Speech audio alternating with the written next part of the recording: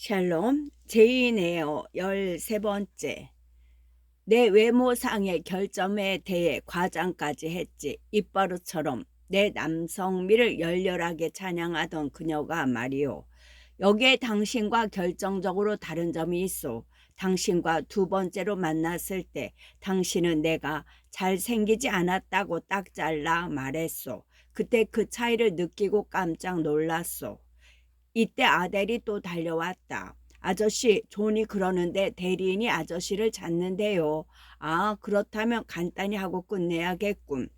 나는 창을 열고 그들에게 걸어갔지. 셀리는 더 이상 나와 관련이 없으며 따라서 이 호텔을 나가라고 명령했소. 당장 쓸 돈만 던져주고. 아우성도 히스테리도 간청도 항의도 경련도 무시해버렸소. 그 작자하고는 볼로뉴 숲에서 만나기로 약속했지. 다음 날 아침 나는 기꺼이 그자를 만났소. 병에 걸린 병아리의 날개같이 가냘프고 허약한 그의 창백한 팔에 총알 한 방을 먹이는 걸로 그들과는 끝났다고 생각했소. 그런데 불행히도 그 당시로부터 6개월 전에 발행은 이 계집의 아들을 낳았는데 저 애가 내 핏줄이라고 주장하는 거요. 저 아이의 얼굴에서 나와 같은 험상궂은 모습은 찾아볼 수 없는데 말이요. 저 애보다 오히려 파일럿이 좀 더 나를 닮았어. 내가 저의 어머니와 관계를 끊은 지 몇 년이 지난 후에 그 여자는 나를 버리고 음악가인지 가수인지 하는 남자와 함께 이탈리아로 달아났어. 나는 내가 당연히 양육해야 한다는 생각은 하지 않았고 그건 지금도 마찬가지요. 나는 그 애의 아비가 아니니까. 그러나 저 애가 몹시 불우한 처지에 놓였다는 소식을 듣고 파리의 진창 속에서 건져다 여기로 데려온 거요. 그리고 영국 시골 정원의 깨끗한 흙에서 건실하게 자랄 수 있도록 저 애를 교육하려고 페어팩스 부인이 당신을 데리고 온 거요. 그런데 지금 저 애가 프랑스 오페라 무의 사생아라는 사실을 알게 되었으니 일과 제자에 대해서 다르게 생각될 거요. 언젠가 당신은 내게 다른 일자리를 구했다거나 새 가정교사를 구하라는 통보를 할 거요. 그렇지 않소? 아닙니다. 아델은 자기 엄마나 선생님의 잘못에 대해 책임이 없어요. 저는 저 애를 좋아해요. 더구나 지금 저 애가 어떤 의미에서는 고아라는 사실을 알게 되니까 엄마는 버렸고 선생님은 자기 딸이 아니라고 부인했으니 더욱더 신경 쓰고 싶네요. 가정교사를 친구처럼 의지하는 외로운 고아보다 가정교사를 귀찮아하는 부잣집 응성바지를 어떻게 더 좋아할 수 있겠어요? 그렇게 생각하다니. 그럼 이제 안으로 들어갑시다. 날이 어두워지니까. 그러나 나는 아델과 파일럿과 함께 좀 더 오래 밖에 있었다. 아델과 달리기도 하고 제기도 찼다. 집안에 들어와 아델의 모자와 외투를 벗겨주고 아델의 모자와 외투를 벗겨주고 그 애를 내 무릎에 앉혔다. 마음껏 떠들게 하고 웬만큼 제멋대로 굴거나 귀찮게 해도 꾸중하지 않고 1시간씩이나 무릎에 앉혀두었다. 그 애는 응석을 조금이라도 받아주면 바로 제멋대로 굴었다. 그리고 이것은 대부분 천박한 어머니로부터 물려받은 것으로 영국인 기질은 아니었다. 그러나 그 애는 나름대로 좋은 점을 가지고 있었다. 나는 그것을 최대한 인정해주고 싶었다. 그 애의 표정이나 생김새에서 로체스터 씨와 닮은 점을 찾아보았으나 하나도 발견할 수 없었다. 특징적인 표정이나 몸짓, 버릇도 닮은 구석이라고는 없었다. 슬픈 일이었다. 자신을 닮은 구석이 조금이라도 있었다면 로체스터 씨는 좀 더 이 애를 좋아했을 것이다. 그날 밤 나는 내 방에서 로체스터 씨의 이야기를 곰곰이 생각해 보았다. 그가 말한 것처럼 그 이야기 자체는 조금도 놀랄 만한 일이 아니었다. 프랑스 오페라 무희를 향한 부유한 영국인의 사랑, 그 신사에 대한 그녀의 배신은 사교계에서 다반사였다. 그러나 노체스터 씨가 현재에 만족하며 옛집과 환경에서 새로운 기쁨을 되찾았다는 이야기를 했을 때 그의 얼굴에 문득 떠오른 감정의 동요는 무언가 심상치 않아 보였다. 그러나 현재는 그걸 설명할 수가 없었으므로 그 생각을 접고 그 대신 나를 대하는 주인의 태도에 대해 생각해 보았다. 그는 나의 신중한 성격을 믿는 것 같았다. 나는 그렇게 생각하고 받아들였다. 최근 몇 주 동안 나를 대하는 그의 변덕스러운 태도가 전보다 훨씬 줄어들었다. 나를 귀찮아하는 것 같지도 않았고 냉정하고 거만한 태도도 보이지 않았다. 우연히 마주치면 반기는 것 같았다. 항상 말을 건넸고 때로는 웃어 보이기도 했다. 정식으로 불려갔을 때는 친절하게 대해 주어 나도 그를 기쁘게 해줄 수 있을 듯했다. 또 그런 자리는 나를 위한 것이라기보다 자기가 좋아서 마련한 것이라는 생각도 들었다. 사실 나는 말을 하기보다 주로 재미있게 듣는 쪽이었다. 그는 원래 말하는 것을 좋아했다. 그는 세상 물정의 어두운 사람에게 이 세상의 여러 모습에 대해 들려주기를 좋아했다. 부패한 현실과 악으로 가득 찬 생활 풍습이 아니라 엄청난 규모로 이루어지고 새롭고 신비롭고 흥미로운 그런 것이었다. 그리고 나는 그가 설명하는 새로운 개념을 받아들이거나 그가 그려주는 낯선 광경들을 상상하면서 크나큰 기쁨을 느꼈다. 그러나 불쾌하거나 당황한 적은 전혀 없었다. 나는 평소 그의 태도 덕분에 답답한 구속에서 벗어날 수 있었다. 예의 바르고 따뜻하고 솔직하게 대해주는 그에게 마음이 끌렸다. 때때로 나는 그가 주인이 아닌 친척 같았다. 가끔 거만하게 굴 때도 있었지만 그런 것에는 마음 쓰지 않았다. 왜냐하면 그의 습관이기 때문이었다. 하루하루 이러한 흥미거리가 새록새록 늘어남에 따라 나는 행복하고 만족해서 친척을 그리워하는 마음도 점점 사라졌다. 조승달처럼 가녀린 내 운명이 점차 커지는 것 같았다. 생활의 공백이 메워지면서 건강도 좋아졌다. 나는 살도 찌고 기력도 세졌다. 그런데 노체스터 씨가 여전히 추남으로 보였을까? 아니다. 감사하고 즐거운 생각이 함께 떠올라 보고 싶은 얼굴이었다. 함께 방에 있을 때 그의 모습은 가장 밝게 타오르는 불보다도 나를 복두었다. 그러나 나는 그의 단점을 잊지 않았다. 왜냐하면 때때로 내 앞에서 드러냈기 때문이다. 자기보다 못한 사람에게는 냉정하고 거만하며 까다로웠다. 내게 베푸는 커다란 호의는 다른 사람들에게 드러내는 부당한 교만을 상쇄하는 것이라고 나 혼자 생각하고 있었다. 그는 또 별다른 이유 없이 우울해하곤 했다. 부탁을 받아 책을 읽어주려고 서재에 갔을 때 팔짱을 낀 채 혼자 앉아 고개를 숙이고 있는 그의 모습을 여러 번 보았다. 그럴 때 그는 마치 저기에 찬 표정으로 인상을 잔뜩 찌푸리고 있었다. 그러나 나는 그의 우울함과 엄격함 그리고 도덕적 실수, 지금은 고쳐졌다고 생각하기 때문이다. 도덕적 실수의 원인이 운명의 잔인한 장난이었다고 생각했다.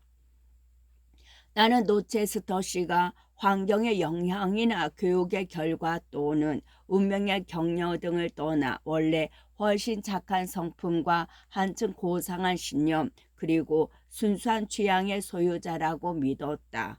현재는 이런 부분들이 다소 나빠지고 서로 엉켜 있지만 본디 훌륭한 자질을 가졌다고 생각했다. 그의 슬픔이 어떤 것이었든 그것 때문에 나는 가슴 아팠고 그 슬픔을 덜어주고 싶었다. 지금 나는 촛불을 끄고 침대에 누웠지만 잠이 오지 않았다. 너도 밤나무 길에서 걸음을 멈추고 운명의 신이 그에게 나타나 손필드에서 행복해질 수 있다면 행복해져 보라고 했다는 말을 내게 했을 때 그의 얼굴을 생각하며 뒤척였다. 무엇이 그를 불행하게 만드는가? 저분은 왜 이 저택에서 머물지 못하는가? 다시 이곳을 떠날 것인가? 페어팩스 부인 말로 저분은 2주 이상 머문 적이 없다고 했다. 그런데 지금 8주째 머물고 있다. 저분이 떠나면 얼마나 쓸쓸할까? 봄, 여름, 가을 그분이 안 계시면 화창한 날에도 얼마나 지루할까? 이런 생각을 하면서 잠이 들었다. 그러다 괴이하고 조금은 서글픈 중얼거림에 놀라 잠이 깼다. 기묘하고도 처량한 소리는 마치 머리 위에 나는 것 같았다. 촛불을 켜둘 걸 하는 생각이 들었다. 기분 나쁠 정도로 캄캄한 밤이어서 우울하기까지 했다. 나는 일어나 침대에 앉아 귀를 기울였다. 그러자 조용했다. 나는 다시 자려고 누웠다. 그러나 불안해지면서 가슴이 두근거렸다.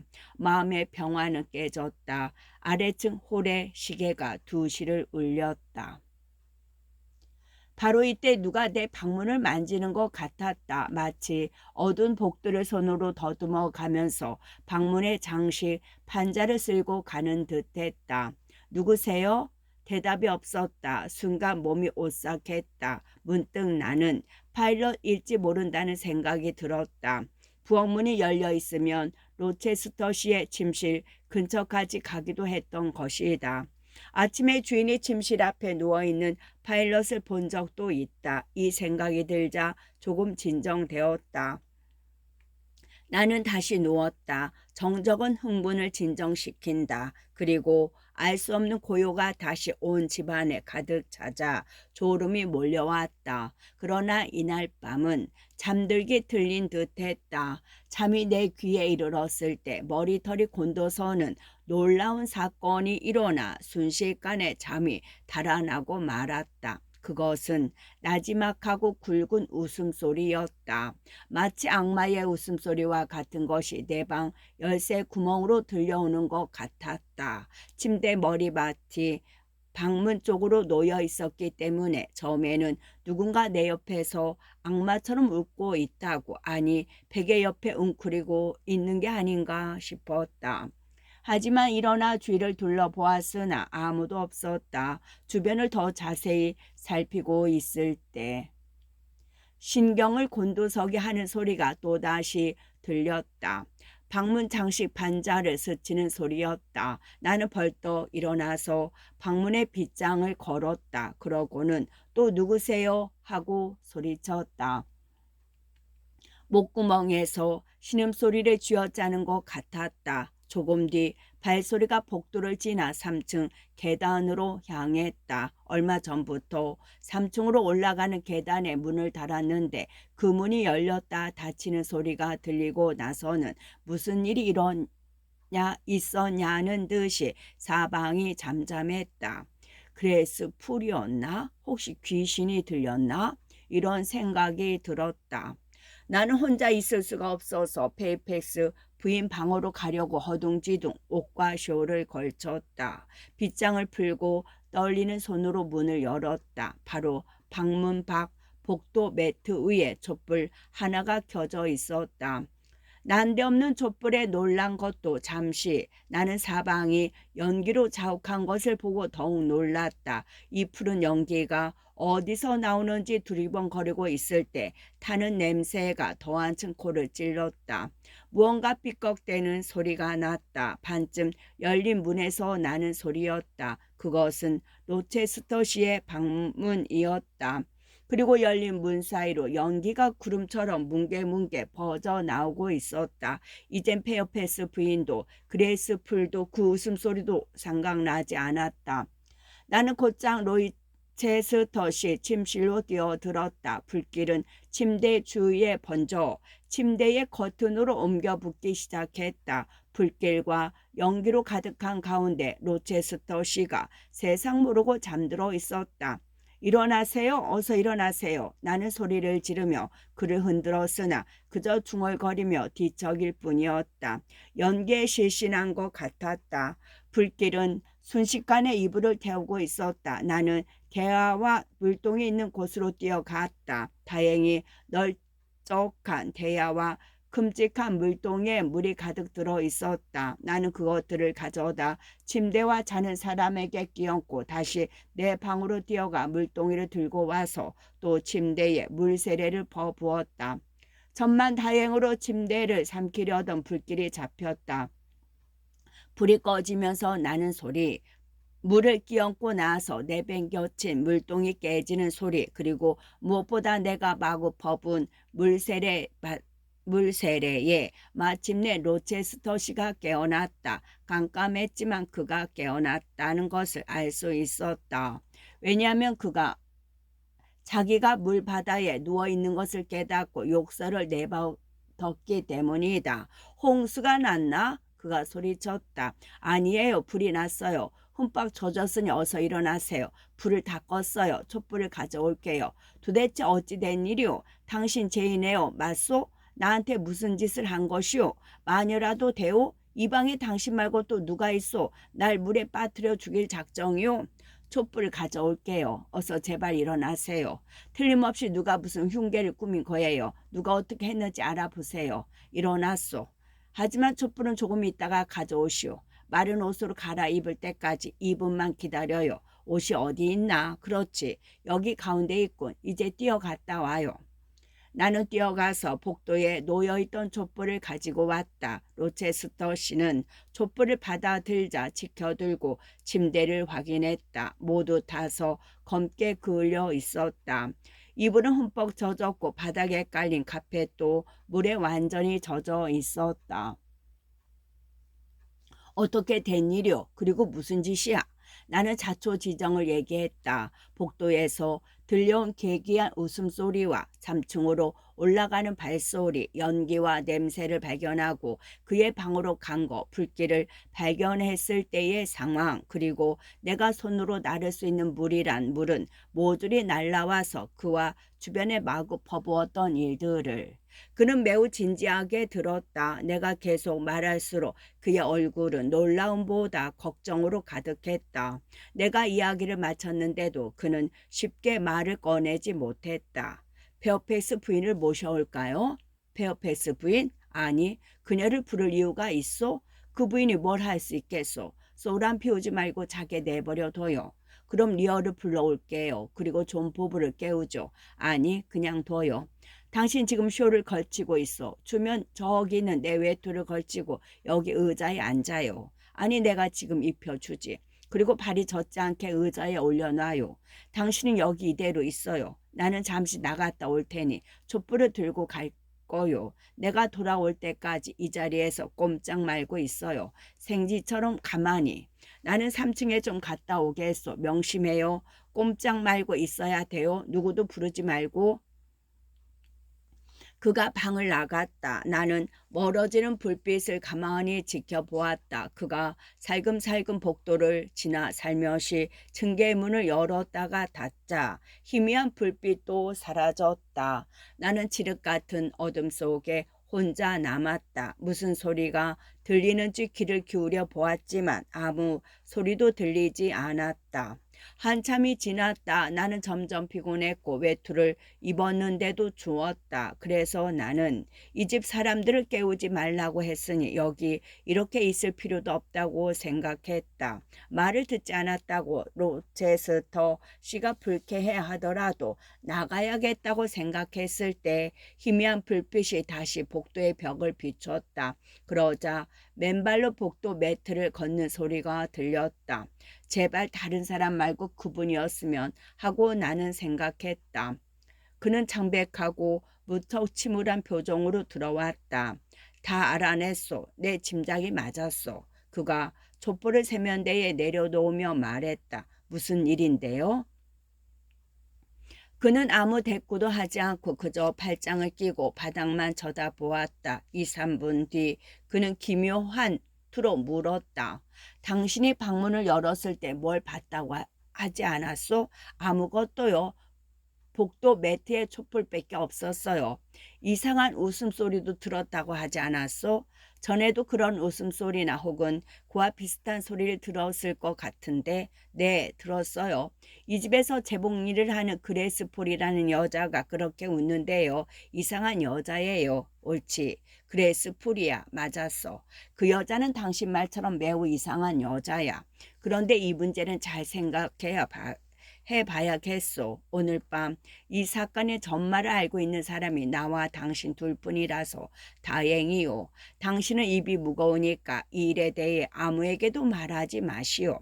이 사태에 대해서는 침대를 가리키며 내가 잘 둘러댈 테니 그럼 이젠 당신 방으로 가시오. 날이 밝을 때까지 나는 서재 소파에서 잘 거요. 4시가 다 되었군. 2시간만 있으면 하인들이 일어날 거요. 그럼 안녕히 주무세요. 나는 나가면서 말했다. 그러자 그는 놀란 표정을 지었다. 방금 가라고 하고서는 일어나 가려고 하자 놀라다니 이해할 수 없었다. 아니 벌써 가는 거요? 나만 놔두고? 가라고 하지 않았나요? 그러나 한두 마디 인사도 없이 말이요? 고맙다는 말은 듣고 가야 할 거 아니오. 냉정하기는 당신은 내 생명을 구해 주었소. 무섭고 괴로운 죽음에서 나를 구원해 주었소. 그런데 마치 서로 전혀 모르는 사이처럼 무심하게 가버리는 게 어딨소. 적어도 악수는 해야지. 그가 손을 내밀었다. 나도 손을 내밀었다. 그는 한 손으로 내 손을 잡았다가 이어서 두 손으로 잡고 말했다. 당신은 내 생명의 은인이요. 엄청난 빚을 져서 기뻐. 더 할 말이 없소. 당신 아닌 다른 누군가에게 이런 빚을 졌다면 나는 견딜 수 없었을 거요. 그러나 당신은 다르지. 당신이 베푼 은혜는 전혀 부담스럽지 않으니까. 그는 말을 멈추고 찬찬히 나를 바라보았다. 무슨 말을 하려는지 입술이 살며시 떨렸으나 말을 잇지는 못했다. 그럼 안녕히 주무세요. 이런 경우에 빚이니 은혜니 부담이니 신세니 하는 말은 가당치 않아요. 나는 알고 있었소. 당신이 언제 어떤 방법으로든 내게 은혜를 베풀어 주리라는 것을 말이요. 처음 당신을 보았을 때 당신의 눈에서 그걸 예감했소. 그 눈빛과 미소가. 다시 그는 말을 멈췄다. 아무 의미 없이 내 깊은 마음속까지 기쁨을 느끼게 한 것은 그의 말이 빨라졌다. 아니었소. 사람들은 흔히 천성적으로 서로 동하는 기질이 있다고 하지. 평생 자기 곁에서 지켜주는 수호신 얘기를 하기도 하고 황당한 옛날 이야기에 진리를 담겨 있는 법이요. 내 수호신이여 편히 쉬어요. 그의 목소리에서 이제까지 볼 수 없었던 힘이 느껴졌고 그 얼굴에는 격한 감정이 서렸다. 제가 마침 잠들지 않아서 다행이었어요. 이렇게 말하고 나는 방을 나가려고 했다. 정말 가는 거요? 네, 추워서요. 춥다고? 그렇지. 물바다에 있었으니. 그럼 가요, 제인. 어서 가요. 그러나 그는 아직 내 손을 잡고 있었다. 나는 손을 뺄 수가 없었다. 나는 핑계를 생각해냈다. 페어팩스 부인이 일어난 것 같아요. 그래요? 그가 손을 놓아주어 나는 방으로 나왔다. 나는 방으로 돌아가 다시 침대에 누웠으나 잠이 오지 않았다. 동이 틀 때까지 소란스러운 바다를 둥둥 떠다녔다. 감정의 파도가 기쁨의 파도 밑으로 빨려 들어가고 있었다. 가끔씩 사나운 파도 너머로 뷸라에 나오는 휴식, 전로역정의 언덕처럼 아름다운 해변이 보였다. 그리고 간혹 희망을 품은 상쾌한 미풍이 내 영혼을 의기양양하게 그리로 날라주는 것 같았다. 그러나 나는 상상 속에서도 그 바닷가에 닿을 수 없었다.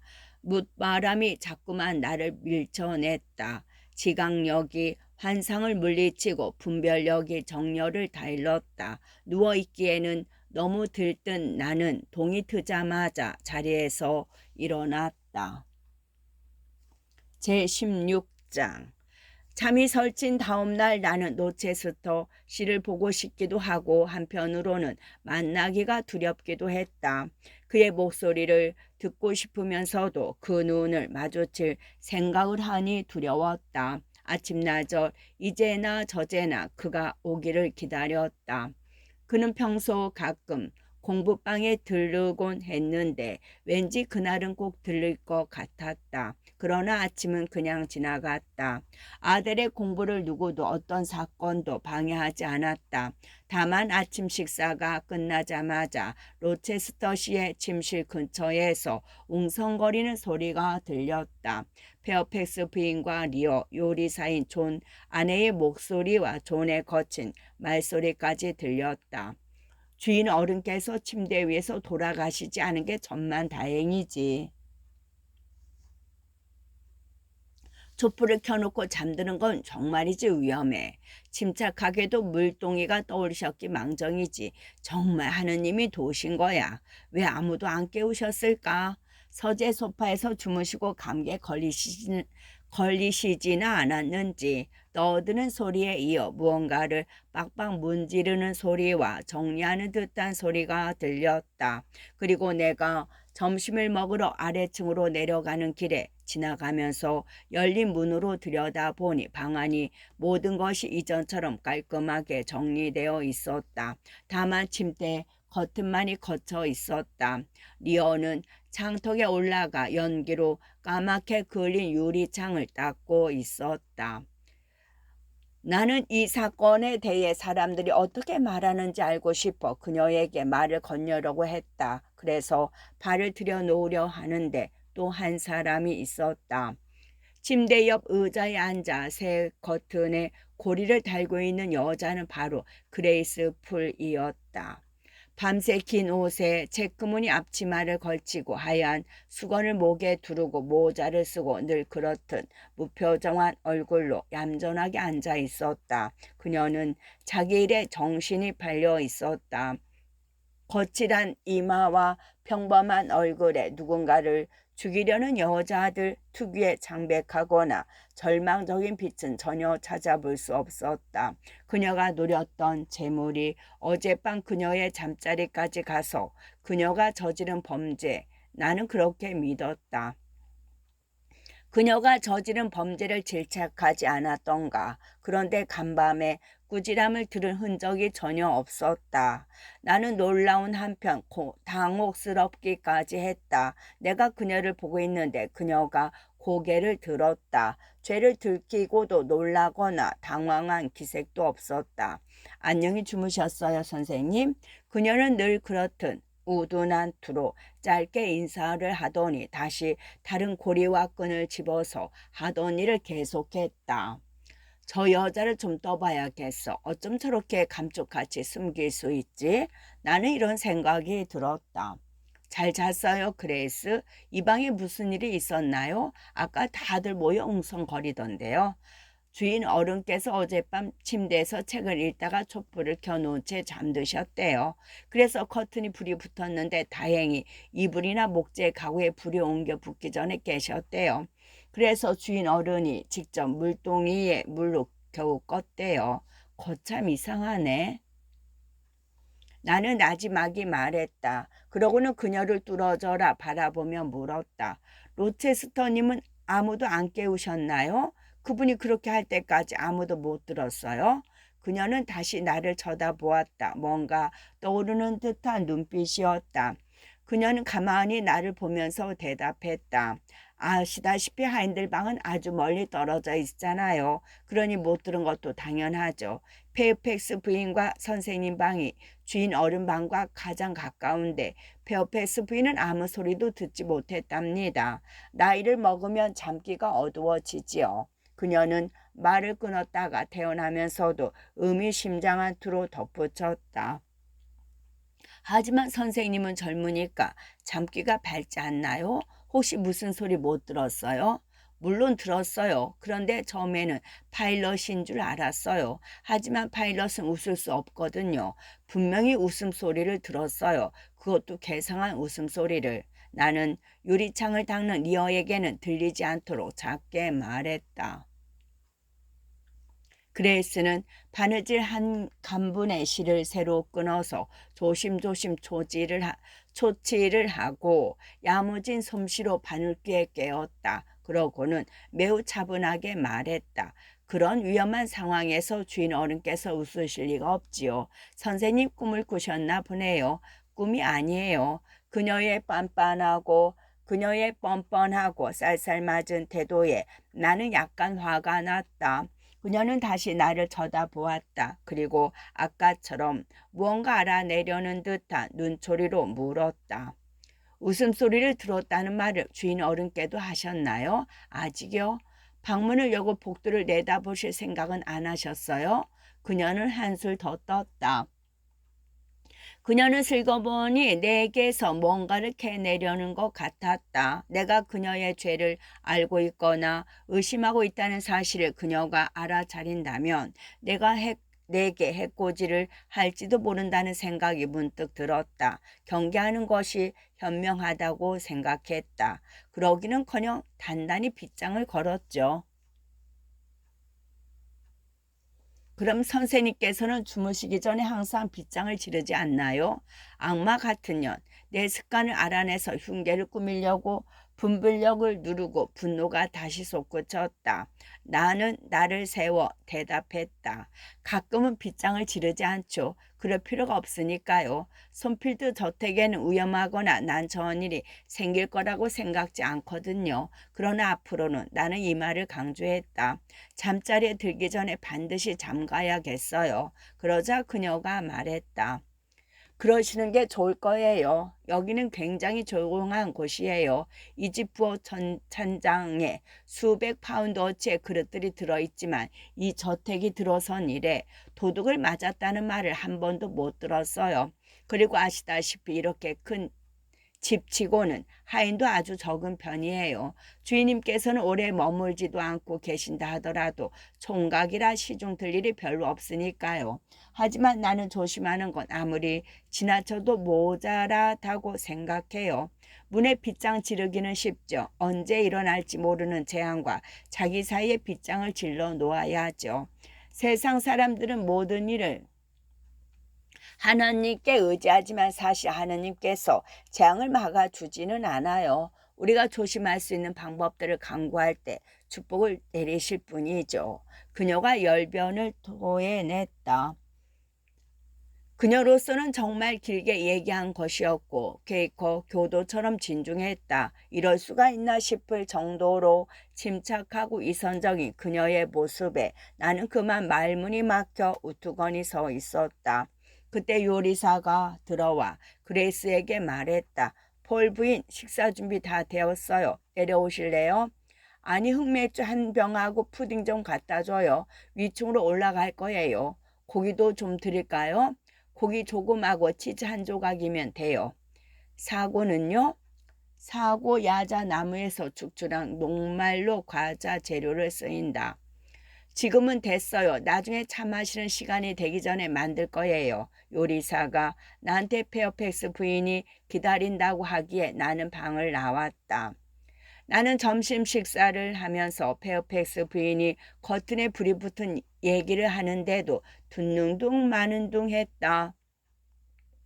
내 신경은 온통 그레이스 풀이라는 수수께끼 같은 인물에 쏠려 있었다. 선필드 저택에서 그녀는 어떤 존재인가? 왜 그녀는 오늘 아침에 구속되지 않았나? 구속까지는 아니더라도 적어도 해고되어야 하지 않는가? 의문이 더욱 깊어갔다. 주인은 어젯밤 그녀가 저지른 범죄에 대해 단언할 만큼 확신했다. 무슨 은밀한 이유가 있어서 주인이 그녀에게 죄를 묻지 못하는 것일까? 주인은 왜 나한테 아무 말 하지 말라고 했는가? 아무리 생각해도 이상하기만 했다. 주인은 대담하고 복수심이 강하며 거만하다. 그런 남자가 자기가 고용한 사람 중에서도 가장 선한 여자에게 휘둘리는 듯 했다. 그녀의 손아귀에 놓여 있었으므로 자기의 목숨을 위협하려고 했는데도 감히 여자의 죄상을 드러내어 저버른 고사하고 책임조차 묻지 못하는 것이리라. 그레이스가 젊고 예쁘다면 경계심이나 공포보다는 한층 부드러운 감정으로 인해 로체스터 씨가 그녀를 두둔했다고 생각할 수도 있을 것이다. 그러나 못생기고 나이 많은 그녀를 보면은 가당치 않은 일이었다. 그러나 그녀도 한때는 젊었겠지. 그녀와 로체스터 씨는 비슷한 세대니까. 페어패스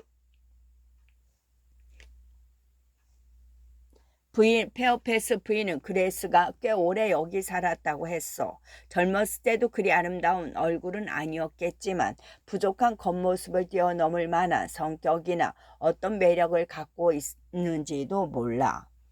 로체스터 씨는 결단력이 있고 좀 특이한 사람을 좋아하는 것 같으니까 그레이스는 아무래도 요물이나 옛날에 잠깐 그와 같이 성급하고 무분별한 인간에게 흔히 나타나는 일시적이고 변덕스러운 기분에 사로잡혀 저 여자의 손아귀에 놀아났는지도 모른다.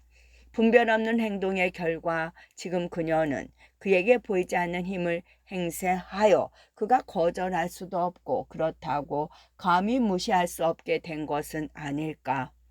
그러나 폴 부인의 둥글둥글하고 펀펀한 몸짓과 깔끔하지 않고 거칠며 탄력도 없는 얼굴이 떠오르자 아니 있을 수 없는 일이야 라는 생각이 떠올랐다. 그러나 마음속에서 은밀한 속상임이 들렸다. 그렇게 말하는 너도 예쁘지 않잖아. 그런데도 너는 로체스터 씨 눈에 들었잖아. 아무튼 그분이 너를 좋아하고 있다는 느낌이 들 때가 있지. 그리고 어젯밤 그분이 했던 말을 잘 생각해봐. 표정과 목소리를 떠올려 보란 말이야. 나는 또렷이 기억한다. 그의 말과 눈빛과 억양까지 생생하게 되살아나는 것 같았다. 나는 공부방에서 그림을 그리는 아델의 등 뒤에 몸을 구부리고 연필 쥐는 법을 가르치고 있었다. 문득 아델이 놀라 쳐다보며 말했다. 선생님, 무슨 일이 있어요? 선생님 손가락이 나뭇잎처럼 떨려요. 볼도 앵두처럼 빨개졌어요. 더워서 그래 아델. 몸을 숙이고 있으니 힘들어서. 아델은 스케치를 계속했고 나는 계속 생각했다. 나는 그레이스 풀에 대한 지긋지긋한 추측을 머릿속에서 지우려고 애썼다. 생각하기도 싫었던 것이다. 나는 스스로를 그레이스와 비교해보고 비슷한 구석조차 없다고 생각했다. 언젠가 배시 리분이 나를 보고 귀부인 같다고 했다. 그녀가 마음에도 없는 말을 했을 리 없다. 그리고 배시가 보았을 당시보다 지금이 훨씬 낫다. 그때보다 낯빛도 밝아지고 살도 오르고 훨씬 건강하고 생기 넘친다. 그때보다 지금 한층 더 밝은 희망과 기쁨이 넘치니까. 벌써 저녁이군. 나는 창을 바라보며 혼자 중얼거렸다. 종일 로체스터 씨의 목소리와 발소리를 못 들었지만 밤이 되기 전에는 들을 수 있겠지. 끝.